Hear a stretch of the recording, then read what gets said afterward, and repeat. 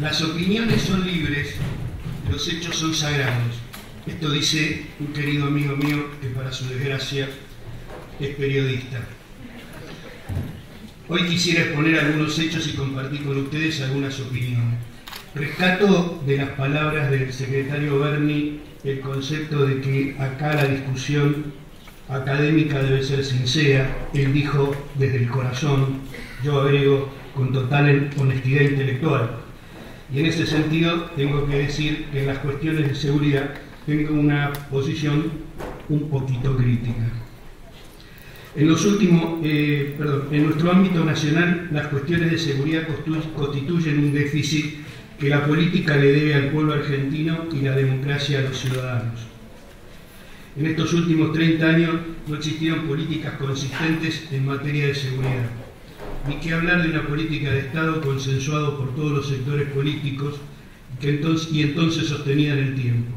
Es más, en las últimas 3 administraciones presidenciales en materia de seguridad pública, se pasó de una absoluta permisividad en cuanto al manejo del espacio público a que hace algunas semanas atrás importantes legisladores y dirigentes oficialistas terminaron criticando fuertemente la acción del Ministerio de Seguridad e incluso lograron que una colega mía prohibiera la acción de la Gendarmería Nacional en el recurrente desalojo de la Panamericana en el marco de un conflicto gremial. También se atravesó un periodo en que fue más complicado en términos de gestión para las agencias de aplicación de la ley que para los infractores de la misma. Es un precepto válido asumir que la política establezca la agenda de las fuerzas de seguridad, que establezcan los estándares jurídicos y operativos en que deben desenvolver su deber. Lo que es inadmisible es pretender conducirlas operativamente desde un escritorio sin la preparación profesional para ello. Se puede discutir qué fuerza de seguridad se requiere, su preparación, entrenamiento profesional, doctrinas operativas y a qué controles deben someter su accionar. Pero una vez acordado eso, los procedimientos policíacos deben estar exentos del monitoreo político, en lo táctico, dejándose trabajo a los organismos administrativos de control y obviamente a las instancias judiciales correspondientes. Como ha sucedido en estos últimos años, la reorganización de fuerzas federales o la reasignación de funciones operativas sin que esto esté encuadrado en un plan previamente discutido y consensuado, con doctrinas operativas también discutidas y consensuadas previamente, motivado por conveniencias políticas tácticas, siempre adolecerá del síndrome de la frazada corta. O como se dice popularmente, y nunca mejor dicho en esta pontificia universidad, se viste un santo desvistiendo otro. Dicho esto, y desde un punto de vista más general, respecto a la región y al tema que nos convoca en este seminario, hay consenso entre todos los organismos multilaterales latinoamericanos respecto a las cuestiones económicas que en la última década se marcó un crecimiento sostenido, que en la mayoría de los países implicó una acumulación de riqueza y sostuvo, en muchos de ellos, procesos de inclusión social que redujeron los niveles de pobreza e indigencia. En ese sentido, el informe Perspectivas Económicas de América Latina de 2014, que editó la OCDE, la CEPAL y la CAF,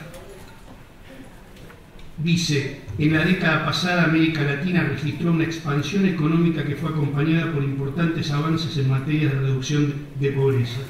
Entre 2003 y 2012, la región experimentó un crecimiento promedio anual del 4%.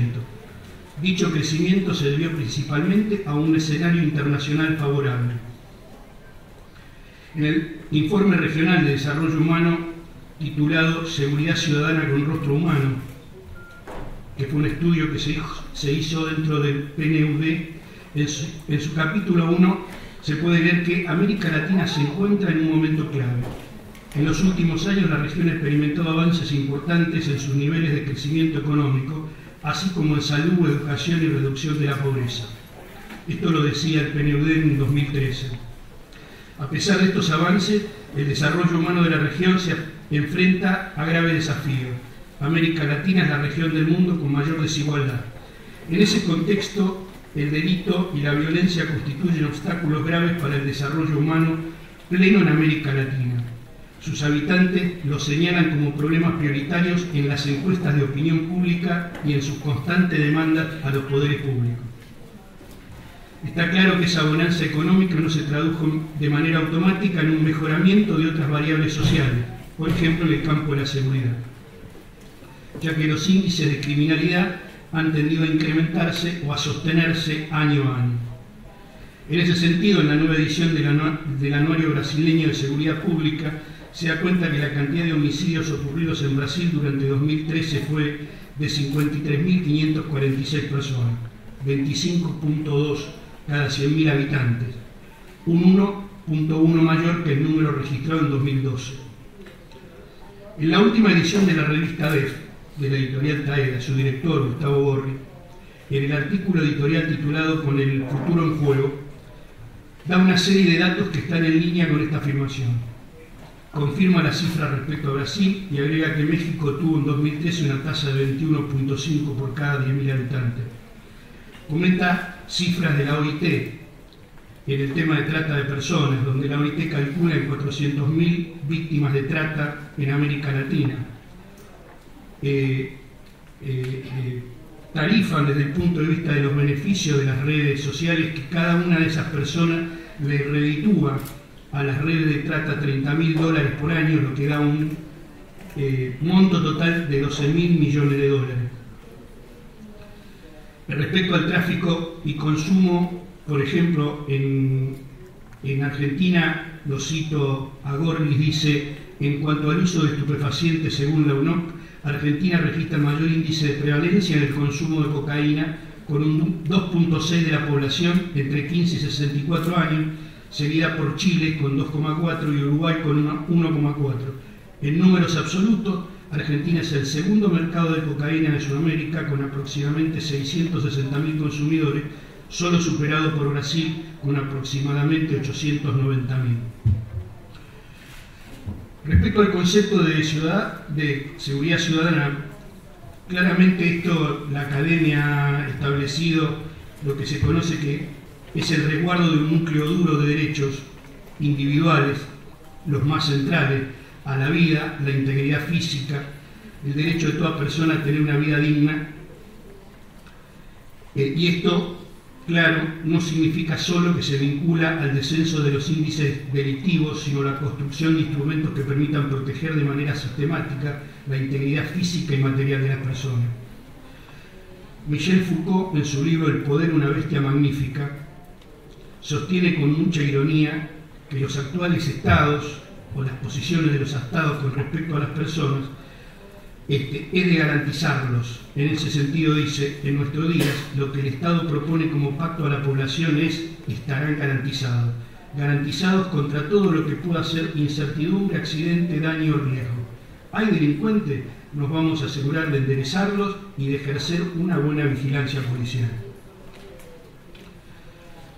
En ese sentido, las acciones gubernamentales en el combate del delito necesariamente, frente a su origen multicausal, tienen que tener acciones a nivel familiar, en las escuelas, en la comunidad, en el diseño de la infraestructura urbana, en el impacto de las medidas económicas, en el desempeño de sus propias fuerzas de agencia de cumplimiento de la ley y en la eficacia de la justicia y del sistema carcelario. Más allá de esta discusión académica, es cierto que el ciudadano medio latinoamericano tiene claro ese precepto bíblico que deberá ganar el pan con el sudor de su frente, pero lo que pretende mínimamente es que el Estado cubra 4 cuestiones básicas: salud, educación, seguridad y justicia. Esto es lo que caracteriza al Estado moderno.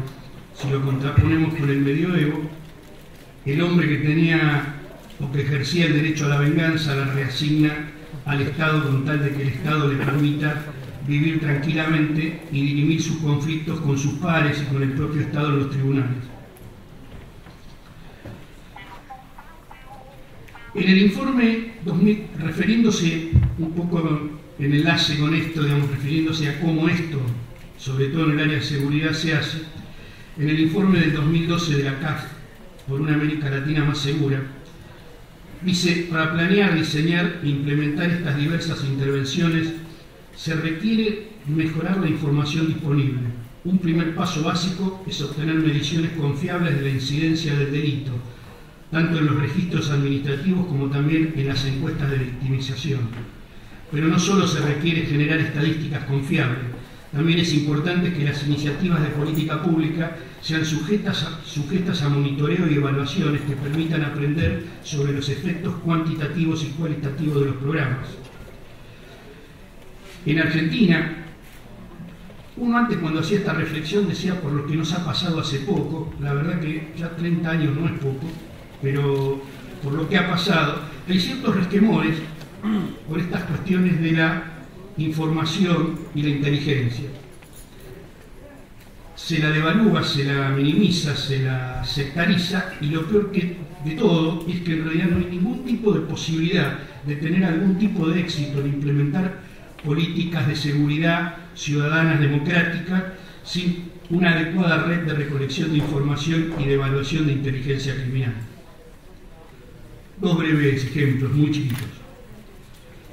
Había muchísimos datos públicamente conocidos por dirigentes, por médicos, por avisados por la Cámara de Laboratorios Farmacológicos, que en realidad la Argentina estaba importando un poquito menos del doble de la efedrina que se estaba utilizando en los laboratorios para hacer antigripales. No se prendió ninguna luz roja en ningún lugar, hasta que por un procedimiento judicial estalló un escándalo, y hace 1 o 2 semanas hay funcionarios ligados al Cedronar, que era el que tenía que controlar el tema de la trazabilidad de los precursores químicos, están procesados y confirmados por la Cámara Federal. El otro tema también es de público y conocido. Entre el 1 de enero y el 29 de julio de este año, en unos pocos 5 o 10 kilómetros del acceso oeste, que es uno de los más importantes, o el más importante de la parte este del conurbano, hubo 70 secuestros de extorsión. Nadie se le ocurrió, ninguna fuerza policial, ningún organismo de inteligencia, preguntar qué estaba pasando, hasta que un grupo de malandrines tuvo la mala suerte de secuestrar al padre de Tevez, de Carlos Tevez, con lo cual eso tomó visibilidad mediática, y donde todo el mundo dijo: uy, vamos a ver si había patrulleros en todos los puentes. Pero bueno, quiero decir, no hay, y esto no es porque no estaba publicado, esta era información que estaba publicada, lo que no estaba era leída. Hace algunos años leí un artículo que me pareció muy bueno, si mal no recuerdo, de uno de los expositores de este seminario, del señor Joaquín Villalobos, y creo que recordar que hacía una interesante comparación del papel que había tenido el PRI en México en materia de seguridad, no solo como articulador político, sino como un recolector de información popular que era derivada a las agencias de cumplimiento de la ley, de tal forma que por ahí, mal entrenadas, mal pagadas, con algún tipo de eficiencia operativa, cumplían adecuadamente su papel por la cantidad de información que recibían. Colapsado el proceso político, donde el PRI se retira del poder, desaparece ese flujo de información, y en realidad, digamos, el sistema de seguridad mexicano sufre un fuerte golpe en su calidad y eficiencia. Ningún sistema de inteligencia en ningún país del mundo, en ningún bloque político en la historia, es más poderoso que el que escucha a la gente. La gente le dice dónde está el problema, dónde está el lío, dónde hay que ir a resolver las cuestiones. El problema es que, y esta es una experiencia, no sé, en los otros colegas y en los otros países por lo que habló, la colega sí también es un problema que en general es que no se escucha. Digamos, la frase "no tengo personal y no tengo medios" es una frase con que muchos elementos policiales se escudan en su propia ineficacia, en no poder resolver una situación.